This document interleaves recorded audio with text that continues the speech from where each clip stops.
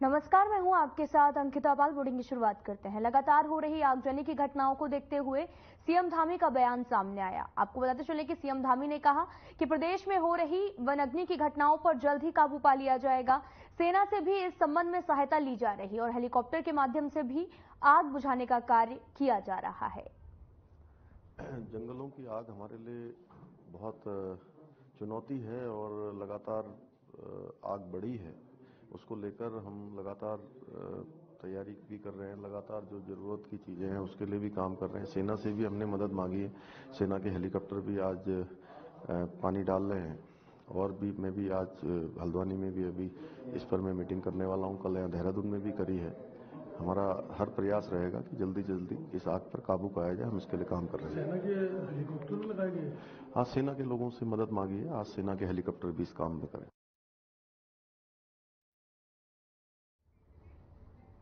उत्तराखंड के सीएम पुष्कर सिंह धामी ने 10 मई से शुरू हो रही चारधाम यात्रा और उसके प्रबंधन को लेकर अधिकारियों के साथ में उच्च स्तरीय बैठक की और मुख्य सचिव, डीजीपी सहित अन्य अधिकारियों को निरीक्षण करने का भी आदेश दिया है।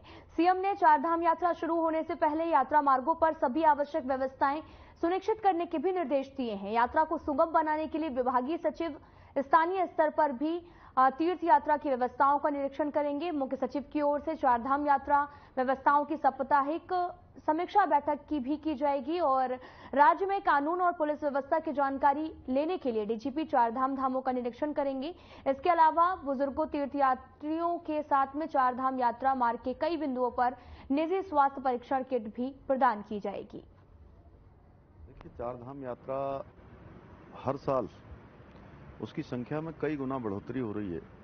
पिछले साल 56 लाख लोग थे, उससे पहले साल 46 लाख लोगों ने दर्शन किए थे और इस बार कुछ ही दिनों में 15 लाख से ज्यादा अभी तक श्रद्धालुओं के रजिस्ट्रेशन हो चुके हैं।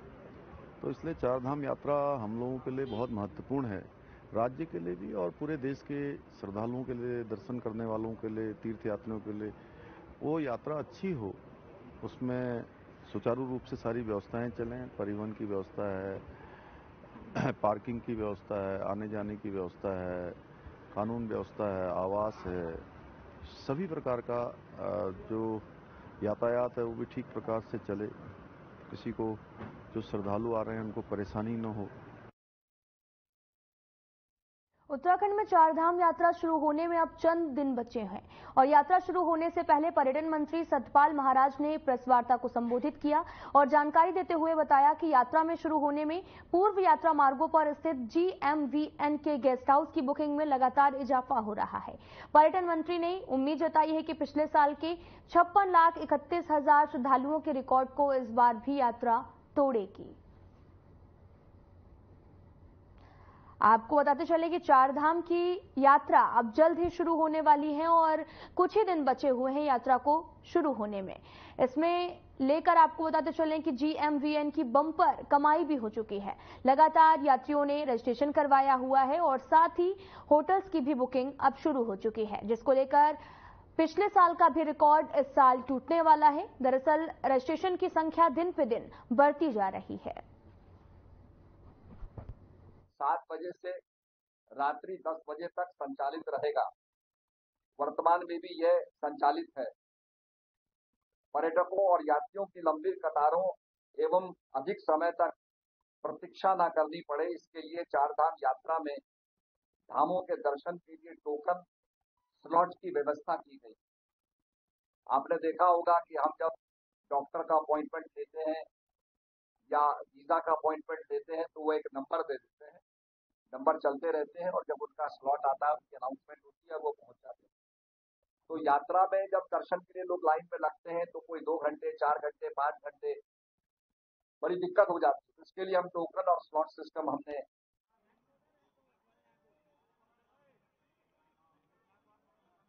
उत्तराखंड प्रदेश में लोकसभा चुनाव संपन्न होने के बाद में अब उपचुनाव की तैयारियां भी शुरू हो चुकी हैं। मंगलौर विधानसभा सीट पर होने वाले उपचुनाव के लिए सभी दल चुनावी समीकरण जोड़ने में भी जुट गए हैं। हरियाणा सरकार में पूर्व कैबिनेट मंत्री रहे करतार सिंह भड़ाना ने भी मंगलौर से अपने बीजेपी कार्यालय का उद्घाटन कर जनसभा का संबोधन भी किया है और आपको बताते चलें कि जनसभा को संबोधित करते हुए करतार सिंह बढ़ाना ने कहा कि मंगलौर के कुछ नेता मुझे मंगलौर की सेवा करने नहीं दे रहे, लेकिन मैं वादा करता हूं कि उपचुनाव में अगर बीजेपी हाईकमान उनको मौका देती है, जी हां, तो वहां पर मंगलौर में विकास की गंगा बहा देंगे। मंगलौर में मेरा पुराना नाता है, उपचुनाव में मिले या ना मिले, लेकिन मंगलौर की जनता की सेवा करते रहेंगे।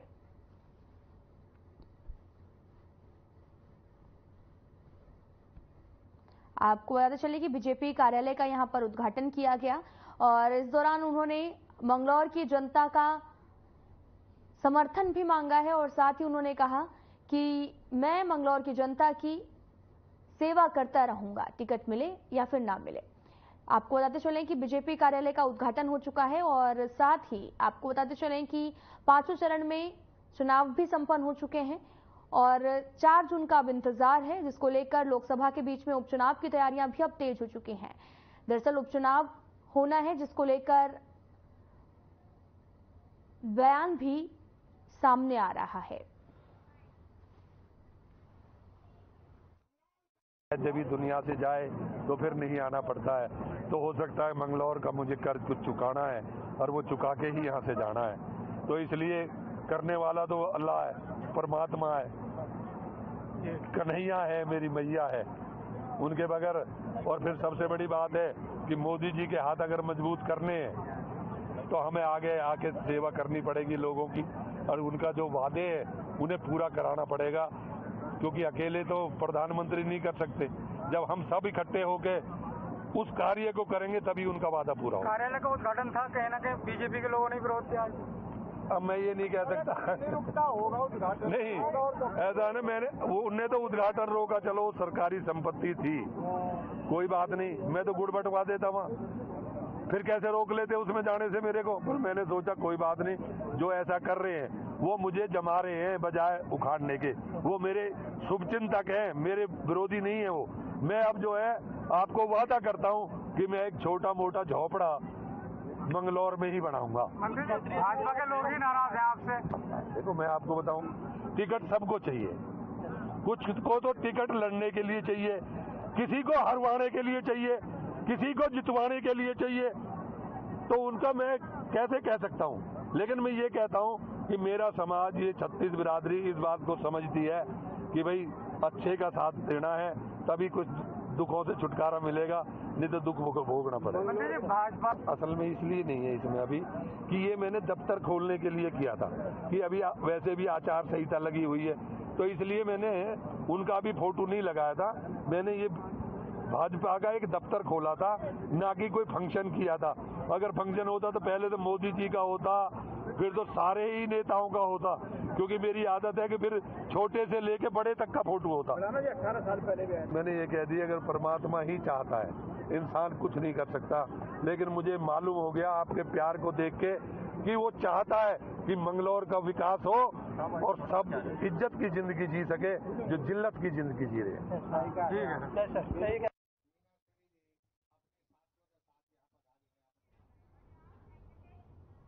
मोदी सरकार के पक्ष में अब संत खुलकर भी सामने आ गए हैं। आपको बताते चले कि हरिद्वार में संतों की सबसे बड़ी संस्था अखिल भारतीय अखाड़ा परिषद ने तय किया है कि सनातन की रक्षा करने वालों के प्रचार के लिए वे देश भर में भ्रमण करेंगे। और उसके साथ ही अखाड़ा परिषद के अध्यक्ष श्री महंत रविंद्रपुरी ने यह भी बताया कि लंबे समय के बाद देश को सनातन की रक्षा करने वाला प्रधानमंत्री मिला है और ये बड़े सौभाग्य की बात है।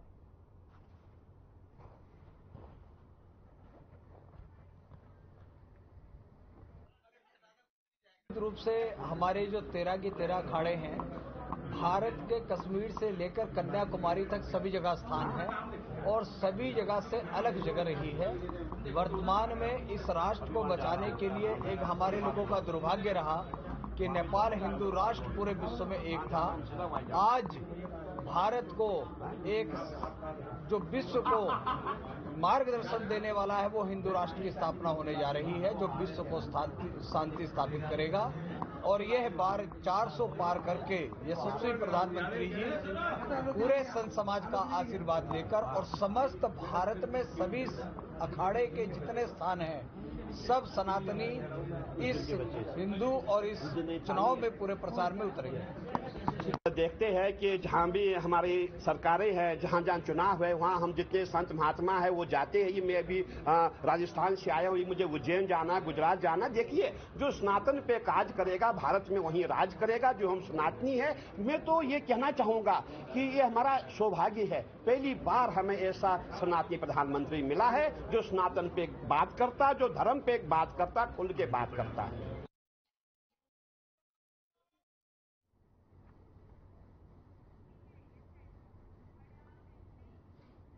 गर्मी बढ़ने से इन दिनों उत्तराखंड के पर्वतीय इलाकों में पहाड़ भी दबने लगे हैं, जिससे आपको बताते चलें कि वनाग्नि की जो घटनाएं हैं वो भी सामने आने लगी हैं। गौचर क्षेत्र के अंतर्गत धनपुर रेंज में दावानल से वन संपदा जलकर खाक हो गई है, जिसमें पर्यावरण दूषित होने के साथ साथ वन जीवों के अस्तित्व पर भी खतरा मंडराने लगा है। घटना को लेकर वन क्षेत्र अधिकारी ने भी बयान देते हुए कहा कि फिलहाल वन अग्नि को लेकर कंट्रोल कर दिया जाएगा और साथ ही प्राकृतिक प्रेमी में भी जो है वो काफी चिंतित हैं।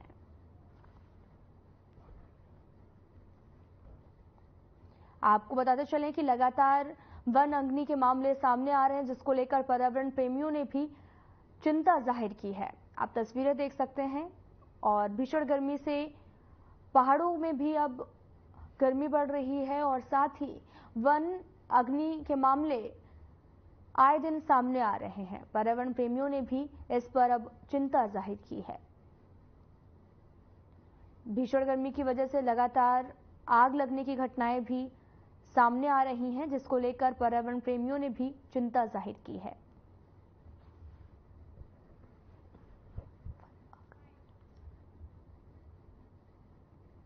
धनपुर वन क्षेत्र रेंज केदारनाथ वन्यजीव प्रभाग के अंतर्गत कमेड़ा बीट में कल हमें एक वनाग्नि की घटना की सूचना प्राप्त हुई। सूचना प्राप्त होते ही गौचर अनुभाग की क्रूज स्टेशन की टीम मौके के लिए तुरंत रवाना हुई और कड़ी मेहनत और मशक्कत के बाद देर रात को आग पर नियंत्रण पा लिया गया। बड़े दुखद घटना है कि उत्तराखंड के जंगल जो है जो ग्रीष्मकालीन में जल रहे हैं। विशेषकर रूप से हमारे कर्णप्रयाग क्षेत्र के ग्रामीण अंचलों के जंगल धू करके जल रहे हैं, जिससे हमारा जो है वन्यजीव प्राणी जो है नष्ट हो रहा है। यहाँ के जो पेड़ पौधे हैं वो निश्चित रूप से नष्ट हो रहे हैं और मानव जीवन धीरे धीरे मानव और पशुओं का जीवन संकट से गुजर रहा है। जहाँ एक और वन विभाग और सरकार का और जनता का समन्वय स्थापित न होने के कारण लगातार जंगल धू करके जल रहे हैं। यह आने वाले समय में जो है जलवायु परिवर्तन का बहुत बड़ा खतरा बनेगा।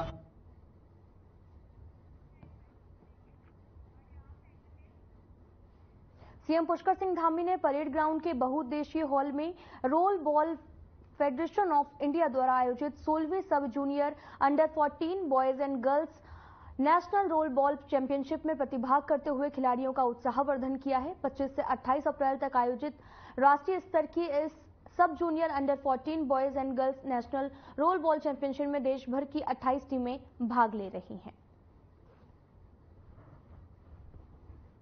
आपको बताते चले कि 28 टीमों ने इस प्रतियोगिता में हिस्सा लिया है। इसी दौरान सीएम धामी ने उनका उत्साहवर्धन करते हुए नजर आए और साथ ही रोल बॉल चैंपियनशिप का आयोजन किया जा रहा है, जिसको लेकर सीएम धामी ने भी यहां पर शिरकत की और खिलाड़ियों से भी मिले हैं। उनका उत्साह को और ज्यादा बढ़ाने का काम किया है और साथ ही 28 टीमों ने यहां पर हिस्सा भी लिया है। रोल बॉल चैंपियनशिप का आयोजन किया गया है, जहां पर सीएम पुष्कर सिंह धामी ने हालचाल जाना और बच्चों के उत्साह को बढ़ाते हुए नजर आए हैं। प्रदेश में लोकसभा चुनाव होने के बाद में अब उपचुनाव की तैयारियां भी शुरू हो चुकी हैं। मंगलौर विधानसभा सीट पर होने वाले उपचुनाव के लिए सभी दल चुनावी समीकरण जोड़ने में जुटे हुए हैं। इसी को लेकर हरियाणा सरकार में पूर्व कैबिनेट मंत्री रहे करतार सिंह बढ़ाना ने मंगलौर में अपने बीजेपी कार्यालय का उद्घाटन किया। इस दौरान जनसभा का भी आयोजन किया गया।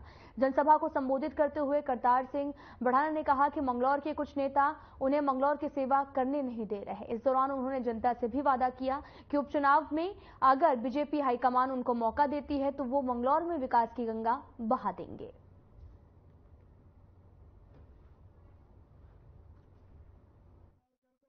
शब्द नहीं है, अगर जिंदा जब तक रहूंगा उनके लिए प्रार्थना भी और दुआ भी करता मांगता रहूंगा परमात्मा से कि मालिक मेरे जो मेरे बुलाए पे यहाँ आए थे, भगवान उनको कहते हैं शब्द नहीं है, अगर जिंदा जब तक रहूंगा उनके लिए प्रार्थना भी और दुआ भी करता मांगता रहूंगा परमात्मा से कि मालिक मेरे, जो मेरे बुलाए पे यहाँ आए थे, भगवान उनको कहते हैं। खबर ऋषिकेश से है, जहां पर रॉबर्ट वाड्रा पहुंचे और रॉबर्ट वाड्रा ने त्रिवेणी घाट पर पूजा अर्चना करने के बाद वहां पर प्रतिदिन होने वाली आरती में भी भाग लिया और त्रिवेणी घाट पर भंडारे का भी आयोजन किया गया, जिसमें उनके साथ में उनके पारिवारिक सहयोगी, कांग्रेस पार्टी के कार्यकर्ता और नेतागण भी उपस्थित रहे, जिसमें मुख्य उत्तराखंड कांग्रेस के चीफ मीडिया कोऑर्डिनेटर राजीव महर्षि और AICC सदस्य यजेंद्र और साथ ही आपको बताते चले कि सोशल मीडिया विकास नेगी और अन्य साथी भी यहां पर मौके पर मौजूद रहे हैं।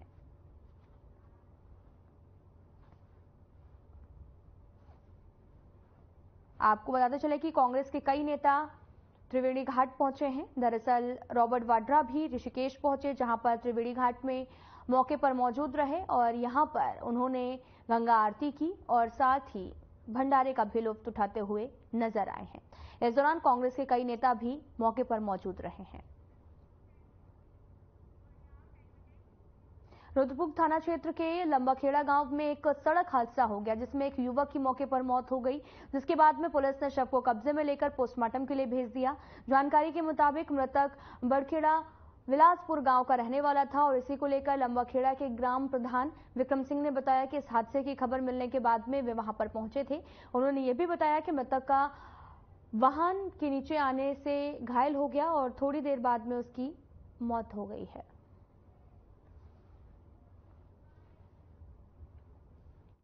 घर से आ रहा था लंबाखेड़ा साइड, तो मेरे पास फोन आया किसी का कि भाई यहाँ एक्सीडेंट हो गया। तो मैं मौके पे पहुंचा तो पता लगा कि ये कोई सरदार जी हैं जो बाइक से जा रहे थे। ये शायद इधर बीरखेड़ी के बताए जा रहे हैं। तो ये बाइक से जा रहे थे, अभी ये छोटा हाथी सामने खड़ा हुआ देखा आपने, तो इसमें ही उसकी टक्कर हो गई है और सर में काफ़ी गहरी चोट आई है।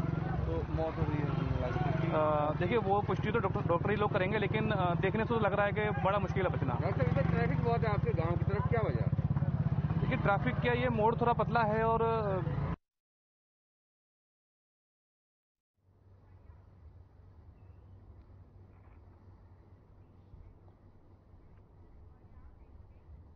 तो बढ़ते आगे, हरिद्वार देहरादून राष्ट्रीय राजमार्ग पर माजरी के निकट सहायक संभागीय परिवहन विभाग ने पूरी रात विशेष चेकिंग अभियान चलाया है। इस दौरान 18 वाहनों के चालान भी काटे गए, जुर्माना भी वसूल किया गया। हरिद्वार देहरादून राष्ट्रीय राजमार्ग पर माजरी के निकट सहायक संभागीय परिवहन विभाग ने पूरी रात विशेष चेकिंग अभियान चलाया। इस दौरान विभाग की टीम ने दुर्घटनाओं का कारण बनने वाले 8 भारी वाहनों को पकड़कर सीज कर दिया है, जबकि ट्रैफिक नियमों के उल्लंघन करने पर विभागीय टीम ने 18 वाहनों के चालान का जुर्माना भी वसूल किया है।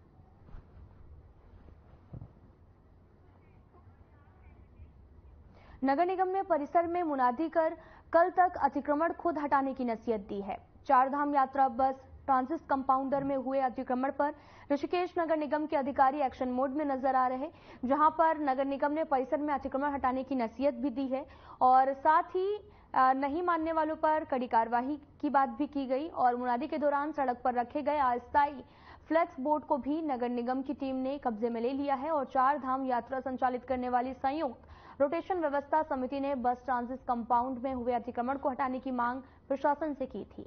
मांग को संज्ञान में लेते हुए नगर आयुक्त शैलेंद्र सिंह नेगी के निर्देश पर सफाई निरीक्षक अभिषेक मल्होत्रा पूरी टीम के साथ में बस ट्रांजिट कंपाउंड में पहुंचे और पूरे परिसर में मुनादी कर लोगों को खुद से अतिक्रमण हटाने की नसीहत भी दी है।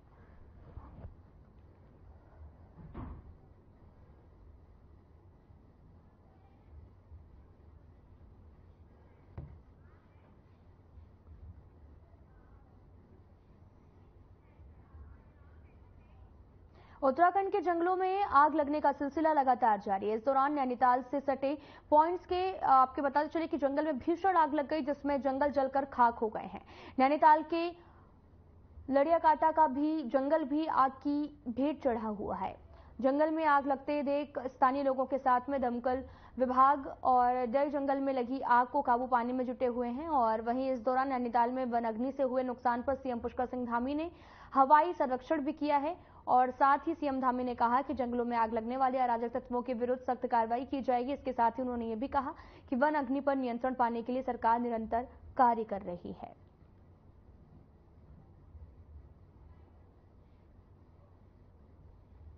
आज आग की कम से कम 7-8 घटनाएं हो गई हैं। फायर टेंडर जो है गेठिया और जूलीकोट की तरफ गए हैं। एक फायर टेंडर हमारा पाइंस में काम कर रहा है। मैं भी अपने और कर्मचारियों के साथ बीटिंग मेथड से बुझा रहे हैं। ट्रैफिक को हमने रोक रखा है क्योंकि हवा बहुत तेज है, बहुत गहरा धुआं है, कुछ दिखाई नहीं दे रहा है। तो एक घर में लगी है, बेसिकली उसको कंट्रोल करने की सोच रहे हैं हम सब। अभी जंगल में आग लग गई है। अभी ITI का एक मकान जल गया है। अब एक रिहायशी मकान यहाँ भी है जो ऑन रोड है, इसमें भी आग लगने का खतरा है। और हमारी कैंप साइड में भी फायर आ गई थी, वो तो हमने किसी तरह कंट्रोल करी है, पर फायर आगे बढ़ गई है बहुत। अब कितना चलेगा मुझे नहीं पता। अरे बहुत आग है गुरुदेव, आग कंट्रोल ही नहीं हो पा रही है। मैंने सुबह फायर फाइटर बुलाया था, 101 में फोन किया था, वहां पे तो डिस्कनेक्ट हो गया था। 112 में करा था, फिर देहरादून से ही फोन आया, फायर ब्रिगेड भी आया, पर वो कंट्रोल से बाहर हुए, उनका पानी खत्म हुआ, चले गए, उसके बाद दोबारा नहीं आए। अब कहाँ गए मुझे नहीं पता, पर आग कंट्रोल नहीं है। फॉरेस्ट वाला भी कोई नहीं आया।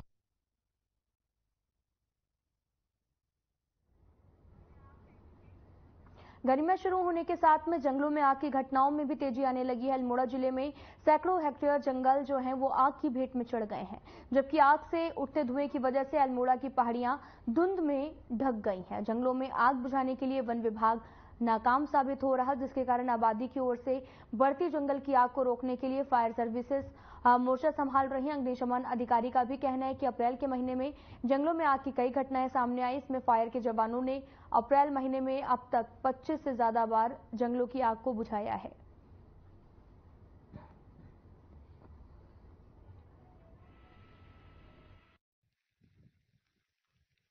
यहाँ पर अभी अप्रैल के महीने में लगभग 20 से 25 के तकरीबन आग लग चुकी है और फॉरेस्ट फायर ही ज़्यादा है। हमारे जवानों के द्वारा त्वरित कार्रवाई करते हुए इसको बुझाया जा रहा है। फॉरेस्ट विभाग इसमें ज़्यादा हेल्प नहीं कर पाता है। आबादी की तरफ बढ़ती है तो जो लोग हमसे अपेक्षा करते हैं कि तुरंत आग पे आए और तुरंत बुझाएं, उनको सुरक्षित करें, और यही हमारा उद्देश्य है कि जल्द से जल्द पहुंच के उनको बचाया जाता है और जान माल को पूरी तरह से सुरक्षित किया जाता है। फिलहाल इस वीडियो में इतना ही। नमस्कार।